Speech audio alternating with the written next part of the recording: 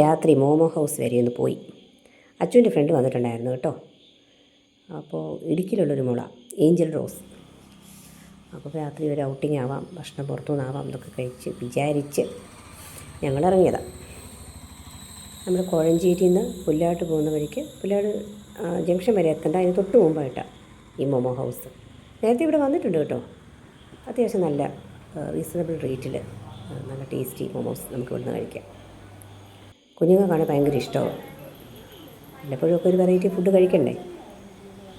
കൊള്ളാം. ഇതൊക്കെയാണ് ഇവിടുത്തെ ഒരു ആംബിയൻസും. അത്യാവശ്യം ആൾക്കാർ ഇരിക്കാനുള്ളൊരു സ്പേഷ്യസും ഒക്കെ ആയിട്ടുള്ളൊരു ചെറിയ സെറ്റപ്പ്. പക്ഷേ നല്ലതാണ്, വൃത്തിയുണ്ട്, കാര്യങ്ങളൊക്കെ അടിപൊളി.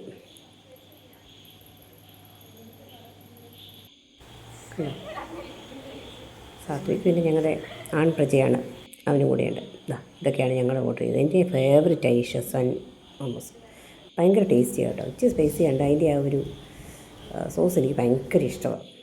ഇന്ന് വെറൈറ്റി ആയിട്ട് കണ്ടതാണ് ഇത് ചീസ് മോമോസ്. അപ്പോൾ അതും ഒരു പ്ലേറ്റ് കഴിച്ചു.